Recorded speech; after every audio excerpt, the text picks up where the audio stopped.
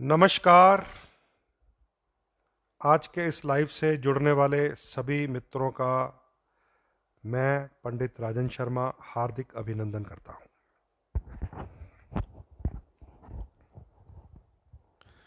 प्रिय मित्रों, आप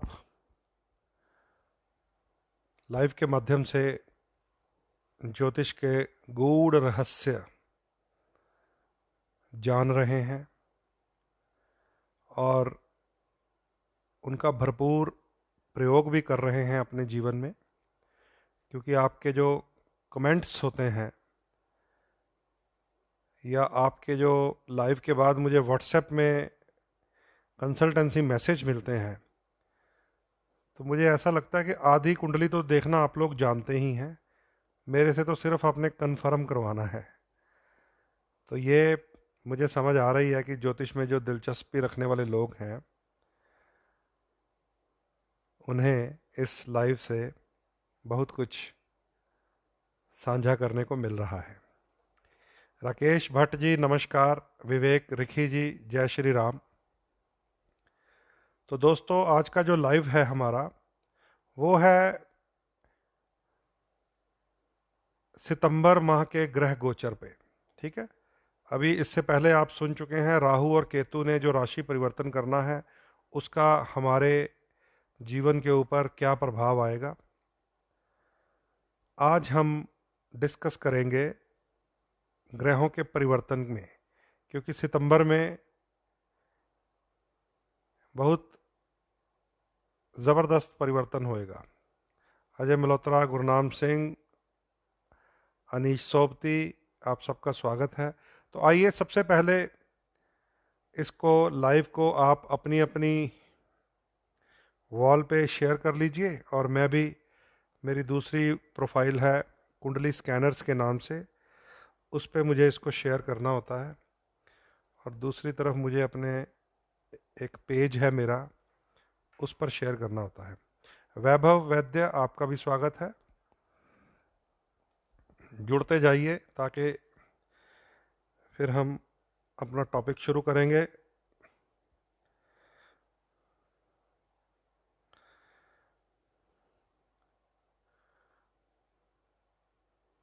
भरत प्रवाहा, हार्दिक स्वागत है। God bless you.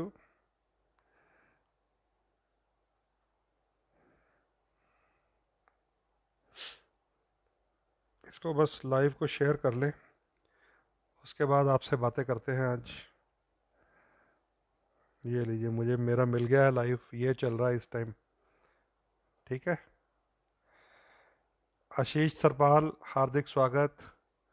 भार्गव साजन, हाँ सब्सक्राइब करें यूट्यूब चैनल। यूट्यूब चैनल इसलिए मैंने दोबारा एक्टिव कर लिया है कि जितने भी ये एपिसोड हैं आपको वहाँ पर शुद्ध रूप से मिल जाएंगे। जसप्रीत जस्सल, रविंद्र वास्यायन जी, हार्दिक स्वागत है आपका। तो यूट्यूब चैनल भी आप लोग सब्सक्राइब कर सकते हैं, वहाँ पर डायरेक्ट आपको सिर्फ़ और सिर्फ ज्योतिष के ये पुराने जितने एपिसोड हैं वो सारे मिलेंगे। हनी उपल, अलका शर्मा, नीरू शर्मा जी जय सिया राम, हार्दिक स्वागत। शेयरिंग में आज आपकी कमी लग रही है मुझे, मैं देख रहा हूँ दूसरे पासे कंप्यूटर चल रहा हैगा, उतना सा पता चल जाता हैगा कौन कितना शेयर करता हैगा। सनी बलराज स्वागत है। हाँ, नीरू जी ने शेयर कर दिया अब जल्दी जल्दी, थैंक यू नीरू जी। सब कंप्यूटर दिखा देता है कौन क्या कर रहा है, सब बता देता है। सुरेंद्र जी, दर्पण बहल, अमित गुप्ता, जय माता दी। हाँ जी नीरू जी, मैंने देख लिया आपने शेयर कर दिया है। शेयर अच्छा किया है, बहुत बढ़िया। चलिए, मेरी तरफ से भी शेयर हो गया, मेरे पेज पे भी और मेरी प्रोफाइल पे भी, और एक ग्रुप है उसमें भी। ग्रुप में तो आप लोग भी डाल देते हैं, प्रॉस्पर सॉल्यूशंस वाले ग्रुप में। तो आप सबका स्वागत है जितने लोग इस समय लाइव में जुड़ चुके हैं। तो आइए अब इसको शुरू करते हैं अपने टॉपिक को। सभी मित्र जो लाइव के साथ जुड़े हुए हैं, आप सबका मैं पंडित राजन शर्मा हार्दिक स्वागत करता हूं। तो दोस्तों, पिछले कुछ एपिसोड्स जो आपके साथ लाइव चल रहे हैं हर रोज, आप ये जान चुके हैं कि मेष से लेकर मीन लगन तक राहु और केतु का जो ग्रह परिवर्तन, राशि परिवर्तन होगा, उसका क्या प्रभाव आएगा। और हमारे साथ गगनप्रीत जिम्मी जुड़े हैं, राहुल शेखर, सूरज डाबला जी ने पूरे गुजरात की तरफ से प्रणाम भेजा है, तो मेरी तरफ से पूरे पंजाब की तरफ से आपको बल्ले बल्ले है। संजय बांडुला जी नमस्कार, हार्दिक स्वागत। तो 42 के लगभग हो गए हैं दोस्त, तो शुरू करते हैं बातचीत। राहु और केतु का जो राशि परिवर्तन है, आप समझ चुके हैं उसे। राहु ग्रह अभी तो मिथुन राशि में ही है, और केतु ग्रह अभी जब हम बात कर रहे हैं तो धनु राशि में ही है। लेकिन बाकी जो ग्रह हैं उनकी स्थिति इस समय देखने में बड़ी शानदार चल रही है कि मंगल मेष राशि में ही है, मेष राशि के ही स्वामी हैं, मेष राशि में ही है। चंद्रमा आज कर्क राशि में ही है, कर्क राशि के स्वामी हैं, कर्क राशि में ही है। सूर्य सिंह राशि में ही है, सिंह राशि के स्वामी हैं। बुध कन्या राशि में ही है, कन्या राशि के स्वामी हैं। बृहस्पति धनु राशि में गोचर कर रहे हैं, धनु राशि के स्वामी हैं। शनिदेव मकर राशि में गोचर कर रहे हैं, मकर राशि के ही स्वामी हैं। इनमें शुक्र है, जो शुक्र ग्रह एक अकेला ऐसा ग्रह है जो कर्क राशि में गोचर कर रहा है। बाकी सब ग्रह अपनी अपनी राशि में, अपने अपने साइन में हैं, और राहु ग्रह मिथुन में है और केतु धनु में है। तो ये जो सारे ग्रह अपने अपने साइन में हैं, अपनी अपनी राशियों में हैं, इनकी स्थिति जब किसी की बच्चे की जन्म हो जाता है, कुंडली बन जाती है, तो बड़ी ही देखने में मजबूत स्थिति लगती है। इसीलिए परसों जब ये गोचर शुरू हुआ था थोड़ी देर के लिए, तो बहुत सारे लोगों ने मुझे भी पूछा कि पंडित जी, क्या ये पीरियड जो बताया जा रहा है कि इसमें सभी ग्रह अपनी राशियों में हैं, जो बच्चों की डिलीवरीज ऑपरेशन से होती है आजकल, उन्होंने पूछा क्या इस पीरियड में बच्चा बाहर निकाल लें माँ के गर्भ से। तो मैंने कहा जरूर निकाल लो, उससे क्या होगा। तो सारे मुझे कहने लगे, जो जिनका ऐसे केस थे सी सेक्शन, कि ये बच्चे की कुंडली बड़ी ज़बरदस्त बनेगी। मैंने कहा देखिए भैया, जिस समय आप पूछ रहे हैं उस समय देखने में बृहस्पति अपने घर में ही है, देखने में मंगल भी अपने घर में है, देखने में शनि भी अपने घर में है। लेकिन पर्दे के पीछे जाओगे तो तीनों वक्री हैं, तीनों वक्री थे उस समय, जिस समय ये बहुत शोर मचा हुआ था कि भाई ऐसी कुंडली आ गई है जैसे भगवान राम जी के जन्म के समय में थी। और बृहस्पति और केतु का गुरु चंडाल दोष चल रहा है, ऊपर से पितृ पक्ष चल रहा है। लोग तो पितरों का विसर्जन कर रहे हैं, पितरों का पूजन कर रहे हैं, पितरों का तर्पण कर रहे हैं। तो इस समय का उपयोग तो ये होता है। तो इसे आप ध्यान से समझ लीजिए। ऐसे ही जब हमारी जन्म पत्रियों में ग्रह कोई उच्च हो जाए, या कोई ग्रह हमारी जन्म पत्रियों में, जैसे बहुत सारे लोगों को मैं आज आपके साथ थोड़ी सी खुली बातें करूंगा। जैसे बहुत सारे लोगों की कुंडलियों में बुध और सूर्य इकट्ठे हैं, तो क्या कहते हैं उसको, बुध आदित्य योग। बहुत लोग घूम रहे हैं जी मेरी कुंडली में बुध आदित्य योग है। मैं क्या पढ़िया किन्ना, कहता जी पंजवीं पास आ। तो मैं क्या बुध कितने गया फिर, तेरी कुंडली में बुध आदित्य योग है तो तू पंजवीं पास है, 8वीं फेल है, 9वीं चढ़िया नहीं, तो तू पढ़िया नहीं, तो बुध बेचारा कितने गया। सो बहुत सारे लोगों को ऐसे जो थोड़ी सड़क छाप सी किताबें होती है ना, उससे पढ़ लेते हैं। अच्छा, एक बड़ी चीज लेकर घूम रहे होते हैं, चंद्रमा और गुरु का गज केसरी योग। कहते हैं हमारी कुंडली में गज केसरी योग है। अब ये जो गज केसरी योग, ये बुध आदित्य योग, चंद्र और मंगल इकट्ठे हो जाएं तो अचल महालक्ष्मी योग, बुध और शुक्र इकट्ठे हो जाएं तो विष्णु लक्ष्मी योग, शुक्र और शनि इकट्ठे हों तो महाभाग्य योग, मंगल बृहस्पति सूर्य एक साथ हों तो वे भी महाभाग्य योग। ऐसे ऐसे योग होते हैं कुंडलियों में जिनके बारे में ज्योतिष के ग्रंथ भरे पड़े हैं, लेकिन वो आदमी जो पंजवीं पास नहीं होया, अठवीं चढ़िया नहीं, नौवीं देखी नहीं, कॉलेज का मुंह नहीं देखा, वो भी आकर कहता है बुध आदित्य योग है। वो आदमी जो फटे हाल घूम रहा होता है, जहां भी इन्वेस्टमेंट करता है घाटा खाकर आ जाता है, वो कहता है मेरी कुंडली में गज केसरी योग है। वो शख्स जो अपनी कुंडलियों में चंद्र मंगल के लक्ष्मी योग लेकर घूम रहे होते हैं, जेब से फटे हाल कंगाल होते हैं। तो इसको समझना चाहिए आप सबको। ऐसा ऐसा क्या है कि ज्योतिष की किताब कह रही है ये बड़े बड़े योग हैं और हमारे जीवन में ऐसा क्यों नहीं हो रहा? ऐसी स्थिति में हमें देखना पड़ेगा कि हमारे ये जो ग्रह योग हैं, इनके ऊपर इनके शत्रु ग्रहों का प्रभाव तो नहीं है, दृष्टि तो नहीं है। शनिदेव की दृष्टि इतनी भयानक है, शनिदेव की तो ऐसी दृष्टि है कि जब शनिदेव का स्थान बना, जैसे मंदिर बने शनिदेव के, तो वहां पर भी ये निर्देश दिया बड़े बड़े आचार्यों ने, संतों ने, महात्माओं ने, कि शनि महाराज की प्रतिमा के बिल्कुल समक्ष मत खड़े हो जाना, जाकर बिल्कुल आमने सामने नहीं खड़े होना। शनिदेव न्यायाधीश है, या राइट हैंड खड़े हो जाओ कटघरे में, या लेफ्ट हैंड खड़े हो जाओ। तो शनिदेव की 3 दृष्टियां होती हैं, तीसरी, 7वीं और 10वीं। इन दृष्टियों में इतना तेज है शनिदेव की कि वो सामने वाले को फूंक देते हैं, भस्म कर देते हैं। तो अगर शनिदेव की दृष्टि में आ गया ये गज केसरी योग, या बुध आदित्य योग, या चंद्र मंगल योग, तो फिर ये योग आपके वैसे ही आप लेकर ही घूम रहे होते हैं। फिर ये वही योग होता है जो स्कूल पास नहीं किए, कॉलेज पहुंचे नहीं, लेकिन बुध आदित्य योग है।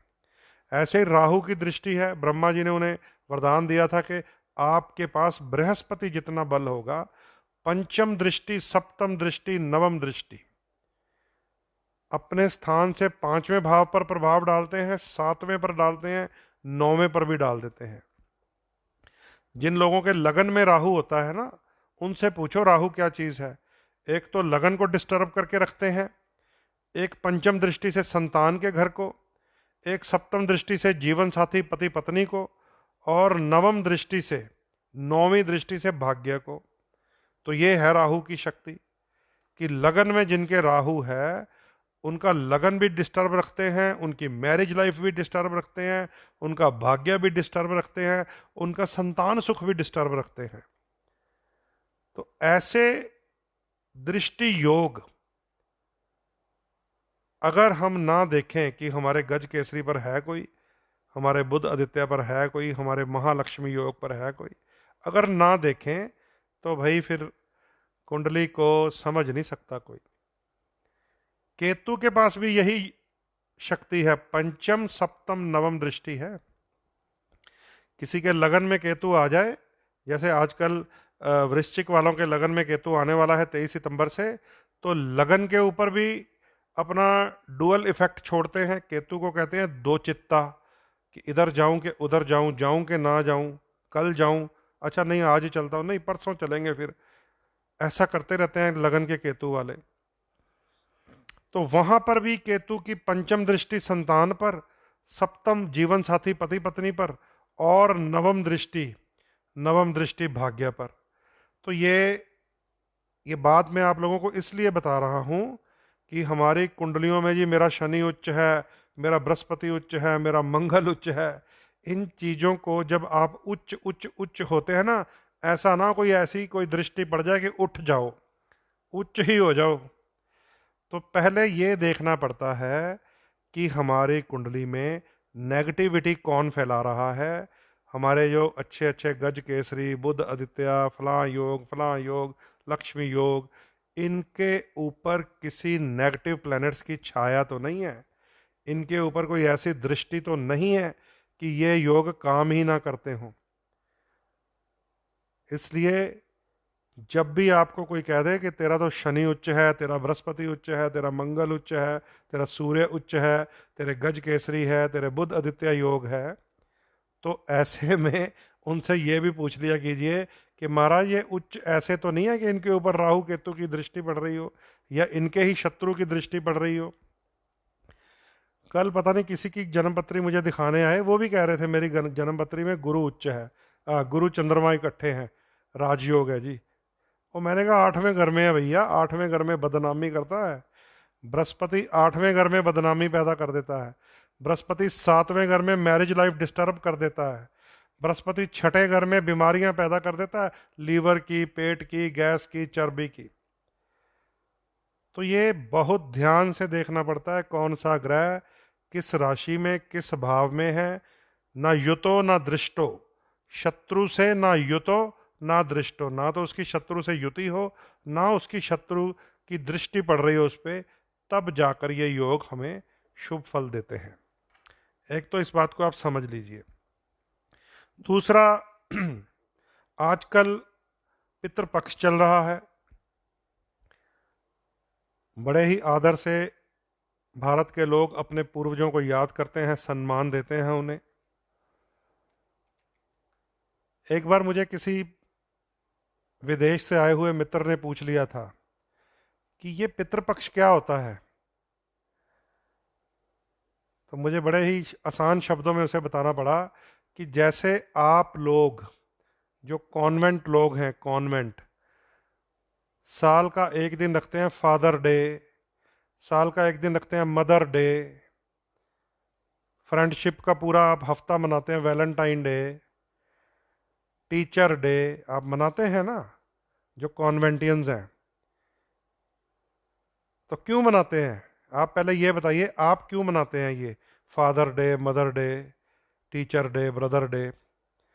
उसने मुझे बताया कि ये कॉन्वेंट शब्द जो है, भारत में इसको बड़ी इज्जत दी जाती है कि हमारे बच्चे कॉन्वेंट स्कूल में पढ़ते हैं, पर आपको पता नहीं है ये कॉन्वेंट शब्द क्या है। कॉन्वेंट शब्द जो है, हम बड़े टौर से कह देते हैं ना, बड़ी शान से, कि हमारे बच्चे जी सैक्रेड हार्ट कॉन्वेंट में पढ़े हैं। कॉन्वेंट शब्द जो है, उसका जब आपको भेद पता चलेगा तो कभी अपने बच्चों को भेजेंगे ही नहीं।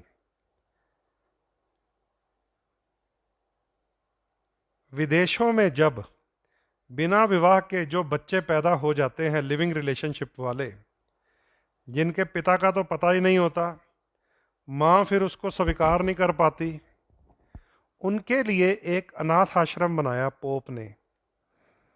मदर टेरेसा भी उन्हीं का हिस्सा रही हैं।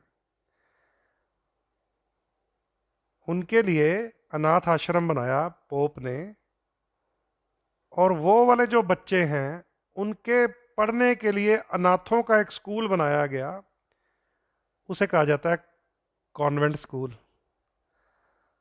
तो ये जो कॉन्वेंटीज होते हैं, ये वो बच्चे हैं जिन्हें मिक्स ब्रीड कहा जाता है, जिनके पापा का नाम नहीं पता होता, जिनकी मम्मी ने उनको रखा नहीं होता, जिनके भाई कौन है पता नहीं है, बहन कौन है पता नहीं है।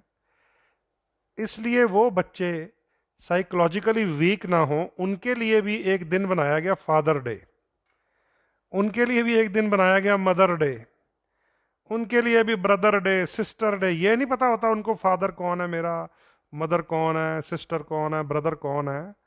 ये कॉन्वेंट स्कूल्स की बात कर रहा हूँ मैं। ये कहाँ से आया है? ब्रिटेन से, इंग्लैंड से आया है ये। तो ये जो कॉन्वेंट स्कूल होता है, ये एक चैरिटी स्कूल होता है मिशनरीज का।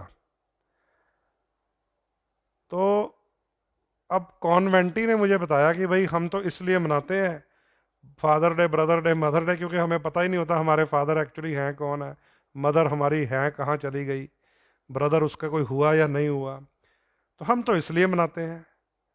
तो मैंने कहा अब ये जो हमारा पितृपक्ष है, हम इसलिए मनाते हैं कि हमें अपनी 7, 10, 8, 9 पीढ़ियों तक के गोत्र पता है। हमारे गोत्र में हमारे पूर्वज कौन है, मेरे पिता का नाम क्या है, मेरे दादा का नाम क्या है, मेरे परदादा का नाम क्या है, उनके पिता का नाम क्या है, उनके पिता का नाम क्या है। वो कहता है ये कब, ये तो फिर आपके पास तो पिछले 500-600 साल का हिसाब किताब हो गया, कंप्यूटर को तो आए तो अभी 100 साल भी नहीं हुए, आपने कैसे रख लिया। तो मैंने कहा इसके लिए आपको हरिद्वार जाना पड़ेगा, हरिद्वार जाना पड़ेगा। हरिद्वार जाए तो वहां पर आप किसी भी गोत्र की पोथी निकलवाए कुल पुरोहित को बोलकर, वो दादा परदादा उससे ऊपर वाले दादा उससे ऊपर वाले पिता उससे ऊपर, हमारे पास 10-10 पीढ़ियों का हमारे पास पूरा बही खाता है। तुम्हारे पास अपने फर्स्ट स्टेप अपने फादर का नाम नहीं पता तो यू आर कॉन्वेंटी। हम हैं सनातनी। तो जिस सनातनी को अपनी 10 पीढ़ियों के दादा परदादा पूर्वजों के नाम, असली नाम पता हो, और उन्हें ये पितरपक्ष का ये पखवाड़ा मिल जाए अपने पूर्वजों को प्रणाम करने का, याद करने का, सम्मान करने का, तो उससे बड़ी बात तो कोई है ही नहीं है। तो ये पितरपक्ष चल रहा है। कभी आप सोचिए कि अपने बुजुर्गों को आदर देने का ये समय हमारे शास्त्रों ने हमें दिया है, उससे नकल मारकर मिशनरीज ने, जो उनके वो बच्चे जो लिविंग रिलेशनशिप में पैदा होते हैं, जो मिक्स ब्रीड पैदा होते हैं, जिनके माँ बाप का पता नहीं होता, उनके लिए उन्होंने हमारी नकल मारकर फिर ऐसे डेज बनाए हैं, जबकि हम वो हैं जो अपनी कई पीढ़ियां जानते हैं। इसलिए पितरपक्ष चल रहा है। पितरपक्ष में आप लोग हर रोज अपने अपने पूर्वजों की तिथि के अनुसार श्राद्ध कर रहे हैं, दान पुण्य कर रहे हैं, उन्हें याद कर रहे हैं।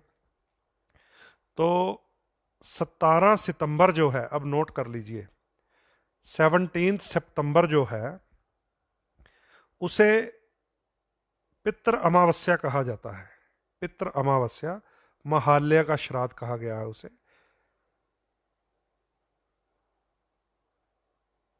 17 सितंबर, ये नोट कर लीजिए। जिन पूर्वजों की मृत्यु की तिथि का ज्ञान ना हो, जिनके बारे में लापता हो जाने के बाद ये पता ना हो कि कहाँ है कहाँ नहीं है, समझ गए, उनके लिए ये अंतिम तिथियां होती हैं। 13वां श्राद्ध, 14वां श्राद्ध और अमावस्या का श्राद्ध। विशेषकर अमावस्या को तो सर्वपितर महाश्राद्ध ही कहा जाता है। ये मैं आपको इसलिए बता रहा हूं, एक तरफ जहां हमें हमारे पूर्वजों को याद करने का ये पितृ पखवाड़ा मिलता है, पितृपक्ष मिलता है, श्राद्धों के दिन मिलते हैं, वहीं दूसरी तरफ जो हम अपनी कुंडली में राहु और केतु के साथ युति किए हुए ग्रहों का दोष लेकर घूम रहे होते हैं, गुरु राहु या गुरु केतु, क्या होता है, गुरु चंडाल दोष। इसका संबंध बृहस्पति के साथ है। बृहस्पति का संबंध हमारे टीचर, गुरु, शिक्षक, अध्यापक के साथ है। शुक्र राहु लक्ष्मी श्राप योग, क्या होता है, इसका संबंध शुक्र के साथ है। शुक्र जो है वो हमें जीवन में धन, स्त्री का सुख, गृहस्थी का सुख, यौवन की शक्ति देता है। जिसका शुक्र राहु के साथ हो उसकी ये सारी शक्तियां हीन होती हैं, क्योंकि पूर्व जन्म का ये दोष होता है। इसी तरह आगे चलेंगे, मंगल राहु, जिसे भ्रातृ श्राप कहते हैं, ज्योतिष की भाषा में इसको कुज दोष भी कह देते हैं या अंगारक दोष भी कह देते हैं, लेकिन असल में क्या होता है, ये भ्रातृ श्राप।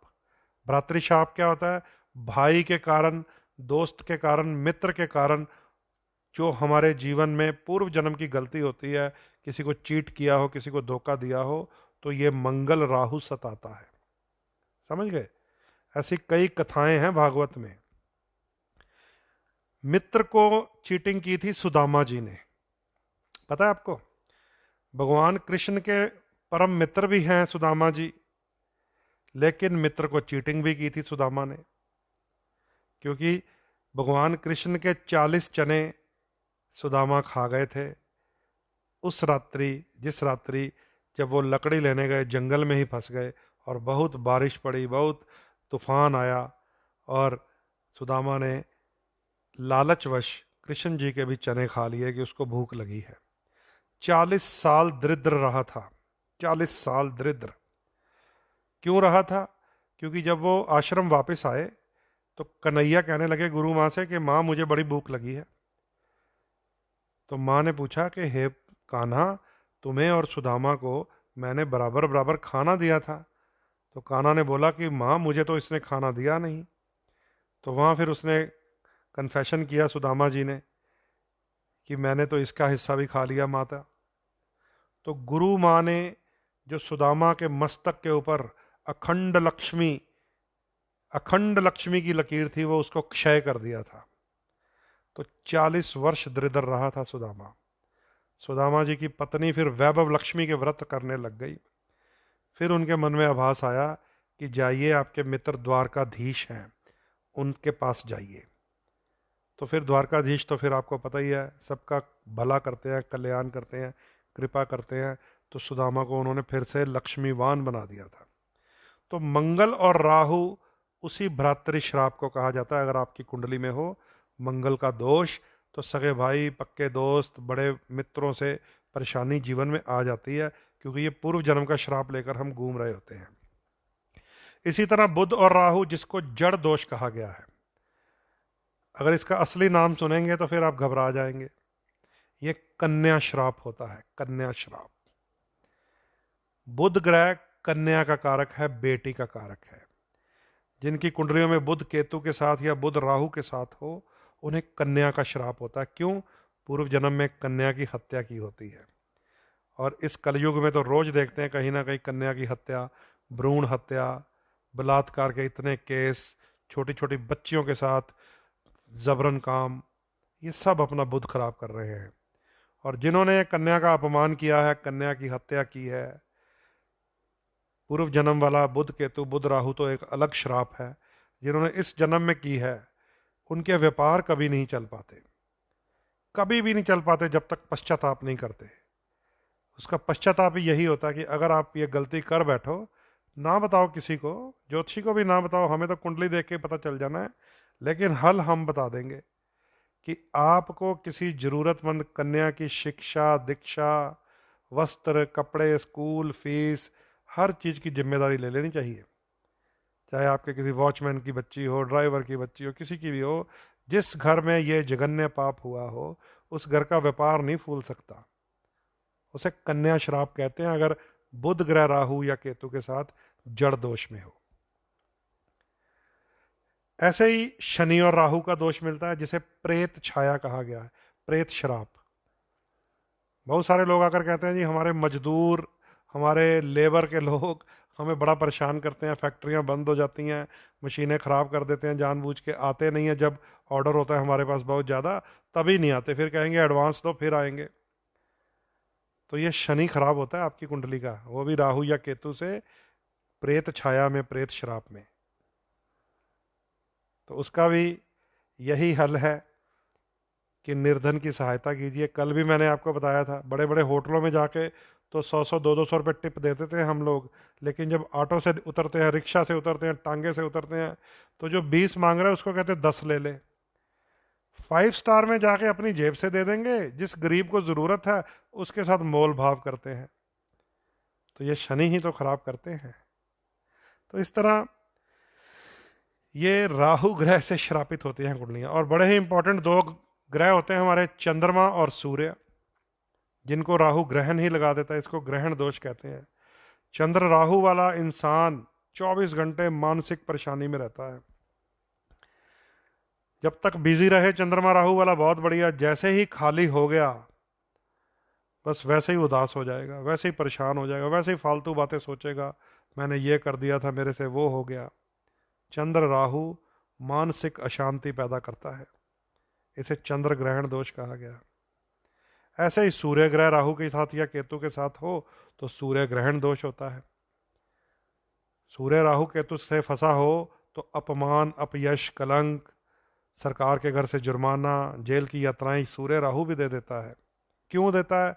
क्योंकि सरकार को कर देते हुए चीटिंग की होती है, राजा के साथ धोखा किया होता है, राष्ट्र का अपमान किया होता है, देश के साथ गद्दारी की होती है, तो कुंडली में सूर्य राहु सूर्य केतु के साथ दोष बन के आ जाता है इस जीवन में।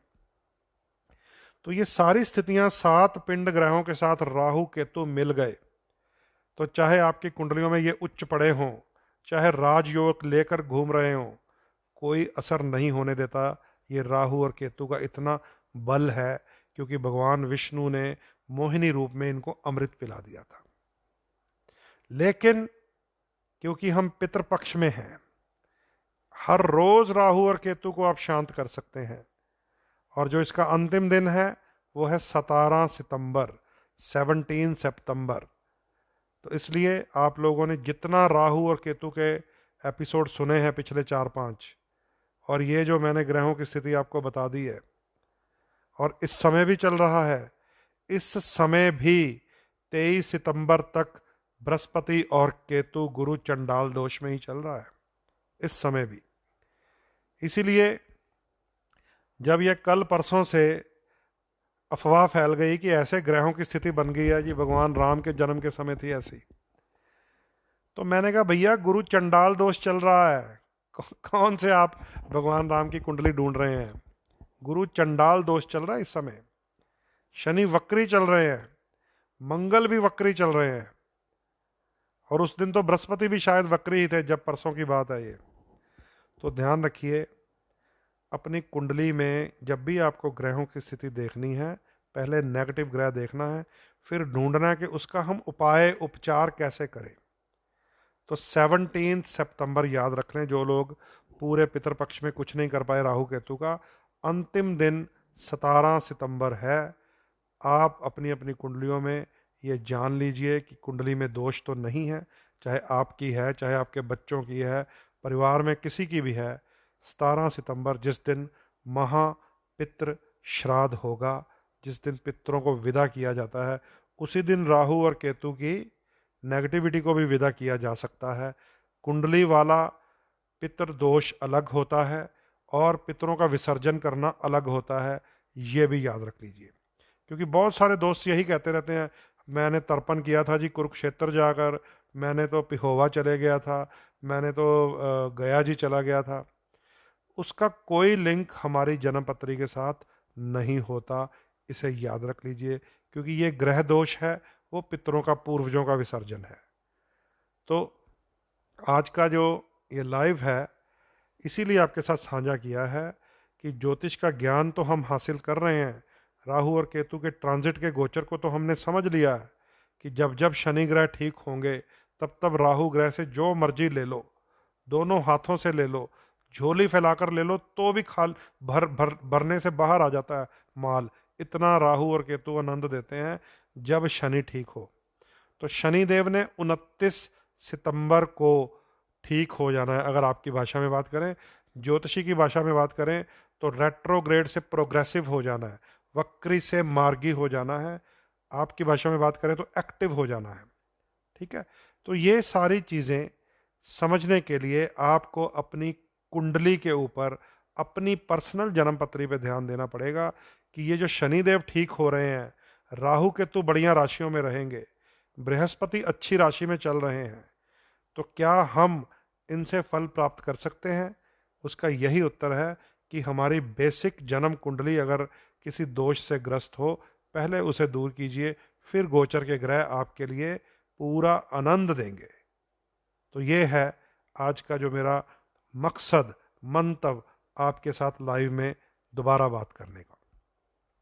तो इन्हें आप समझना चाहते हैं तो मुझे आप बहुत सारे लोग अभी भी नीचे लिख रहे हैं कि मेरे बारे में बताइए, मेरे बारे में बताइए। यहाँ फेसबुक के ऊपर मैं किसी के बारे में नहीं बता सकता क्योंकि मेरे पास वो सिस्टम नहीं है अभी। इसके लिए आप व्हाट्सएप नंबर मेरा नोट कीजिए, वहाँ पे आपको पूरी कंसल्टेंसी मिलेगी, 9872065786।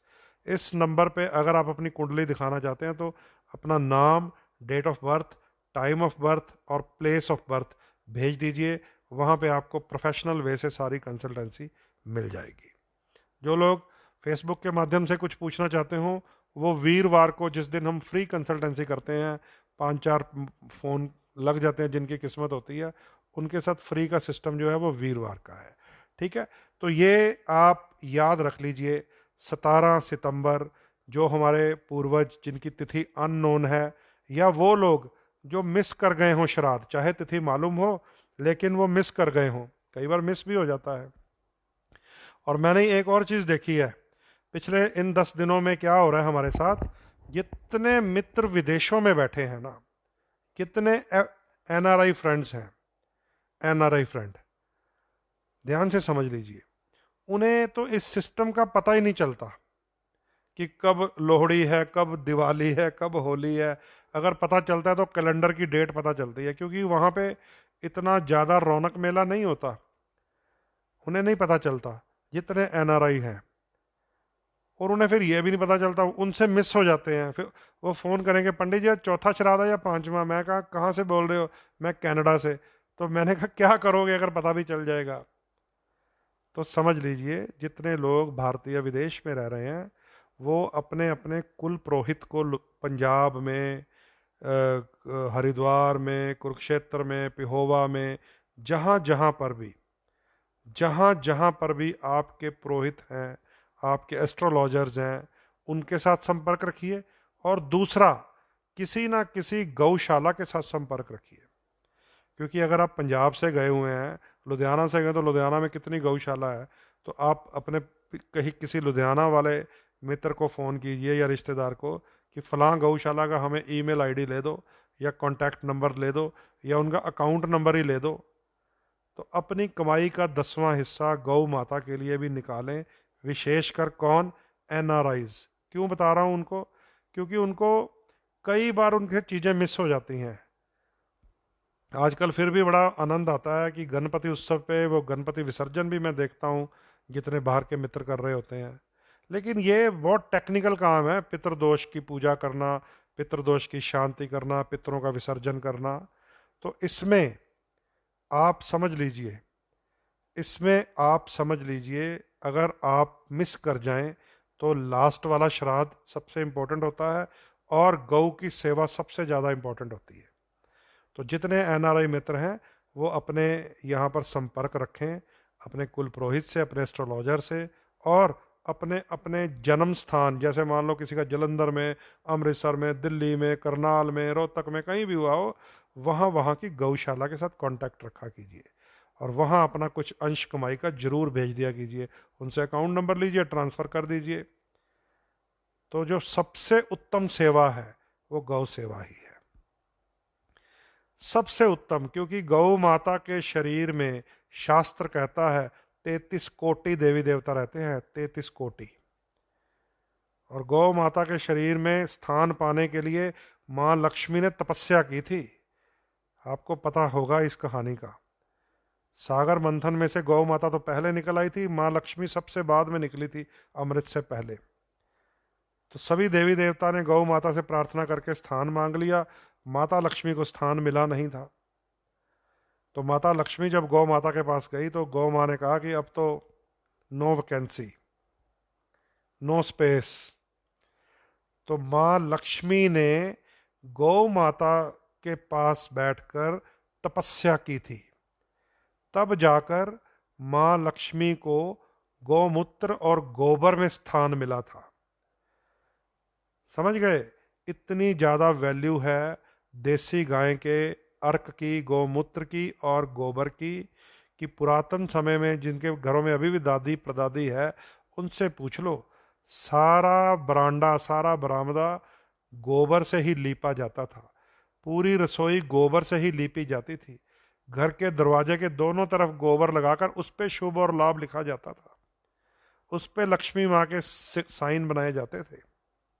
इतनी वैल्यू है जो हमारी देसी गाय होती है, जिसकी पीठ के ऊपर कुबड़ा सा होता है ना, शिवलिंग टाइप का, जिसके गले में कंबल लटक रहा होता है, वो है देसी गाय, जिसको यहाँ पे साहिवाल कहते हैं, गुजरात में गिर गाय कहते हैं। उसके दूध में, उसके गोबर में, उसके अर्क में वो रसायन शक्तियां हैं कि डॉक्टर की दवाई में नहीं होती।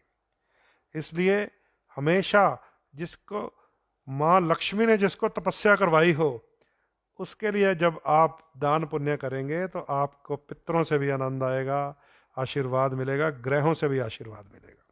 तो ये भी नोट कर लीजिए, ये भी बड़ी ज़रूरी बातें हैं।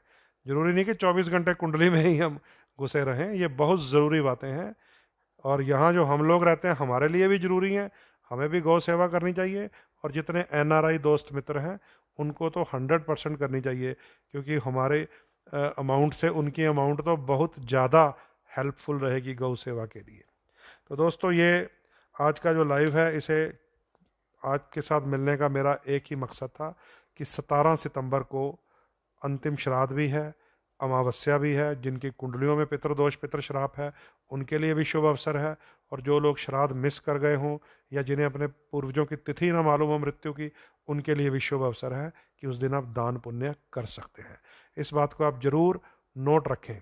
हालांकि मैंने आपके लिए एक टॉपिक तैयार किया है आज बैठकर, वो टॉपिक है जुपिटर के ऊपर। ये सारा मैंने चार्ट बना लिया है। बृहस्पति जो मार्गी हुए हैं उसके ऊपर एक टॉपिक मैंने तैयार कर दिया है, क्योंकि गुरु ग्रह की शक्ति बहुत बड़ी है। गुरु ग्रह धन का कारक ग्रह होता है, गुरु ग्रह बड़े भाई का कारक ग्रह होता है, गुरु ग्रह औलाद में पुत्र का कारक ग्रह होता है, गुरु ग्रह जेवरों में गोल्ड का सोने का कारक ग्रह होता है, और गुरु ग्रह कन्या की कुंडली में देखेंगे तो पति का कारक होता है, गुरु ग्रह बुजुर्गों का भी कारक होता है। सो बृहस्पति की बहुत बड़ी शक्ति है। बृहस्पति भी मई से बिल्कुल ऑफ थे, रेट्रोग्रेड थे, अभी कल से ही ठीक हुए हैं। जैसे जैसे इनकी ग्रोथ होती जाएगी डिग्री वाइज, वैसे वैसे हमें बृहस्पति से भी शुभ फल मिलेंगे। और बृहस्पति का शुभ फल क्या होता है? विवाह रुका हो तो विवाह मिल जाता है, धन रुका हो तो धन मिल जाता है, औलाद का सुख रुका हो तो औलाद का सुख मिल जाता है। तो ये चीजें हर ग्रह के साथ कुछ ना कुछ जुड़ा हुआ है हमारे। तो बृहस्पति ग्रह अब मार्गी हो चुके हैं धनु राशि में, थोड़ी सी कसर रह गई है। अभी गुरु चंडाल दोष में ही है, क्योंकि केतु के संपर्क में है, सामने से राहु की दृष्टि में है। 23 सितंबर को वो कसर भी निकल जाएगी। 23 सितंबर को बृहस्पति अकेले धनु राशि में बहुत ही बलशाली होंगे, बड़े ही बलवान होंगे। बृहस्पति ग्रह जहां पर देव लगन वालों के लिए कीमती ग्रह है, वहां दैत्य लगन वालों के लिए भी कीमती ग्रह है, क्योंकि कारक ग्रह ने तो अपना फल देना ही है। तो बृहस्पति अगर विवाह के कारक हैं, पुत्र के कारक हैं, बड़े भाई के कारक हैं, गोल्ड के कारक हैं, धन के कारक हैं, तो ये देव लगन वालों के लिए भी कारक हैं, दैत्य लगन वालों के लिए भी कारक हैं। तो मैंने अब एक ऐसा टॉपिक तैयार किया है, तो मैं आपको बताऊंगा अब कि ये वक्री से मार्गी हुए गुरु, चाहे हम देव लगन हैं चाहे हम दैत्य लगन हैं, कैसे हमारे लिए लाभदायक होते हैं, और कैसे एक इसका दूसरा रूप भी है, कैसे हमारे लिए नुकसानदायक होते हैं। क्योंकि बहुत सारे लोग इस बात में भी गलत फहमी में घूमते रहते हैं कि 18 साल की राहु की महादशा के बाद अगली गुरु की दशा आनी है, वो बड़ा फायदा करेगी, वो तो गोल्डन दशा है, ऐसा भी कहते हैं लोग। गुरु को गोल्ड कहा जाता है, कहते हैं गोल्डन दशा तो अभी आनी है। लेकिन जब गोल्डन दशा आती है, वो उनके इतने फटे हाल हो जाते हैं, इतने बुरे हाल हो जाते हैं, वो आकर कहते हैं पंडित जी इससे अच्छी तो राहु की दशा ही थी, जिसको कच्चा कोयला कहा जाता है। ये गोल्डन दशा ने तो फटीचर बना दिया, राहु ने तो फिर मालो माल किया हुआ था। तो ये भेद भी खोलूंगा मैं आपके साथ कि ऐसा क्यों हो जाता है कि बृहस्पति की दशा जब आती है, सारे ज्योतिषी ये कह रहे थे कि राहु के बाद गुरु आएगा, बड़े फायदे होंगे, नुकसान क्यों हो जाते हैं, इसके ऊपर भी चर्चा करेंगे। वो अब हमारा अब अगला टॉपिक होगा, ठीक है। आज का टॉपिक यहाँ तक रोक रहे हैं कि बृहस्पति अभी भी गुरु चंडाल दोष में केतु के साथ हैं, 23 सितंबर को निकलेंगे। इसलिए जिन जिन की कुंडलियों में कोई भी ग्रह राहु या केतु के साथ है, 17 सितंबर पितृपक्ष की अमावस्या का पूर्ण फायदा आप लोग उठा सकते हैं, ठीक है। लीजिए, आज का टॉपिक अब यहीं पे फिनिश करते हैं। कल से आपके साथ शुरू करेंगे जुपिटर की बातें, कि बृहस्पति कौन सी राशि में बढ़िया फल देते हैं, कौन सी राशि में मध्यम फल देते हैं, कौन सी राशि में फल देते ही नहीं हैं, चाहे उसकी दशा भी आ जाए, चाहे पुखराज भी पहन लिया जाए, फिर भी फल नहीं देते। तो ये बातें अब अगले टॉपिक शुरू करेंगे।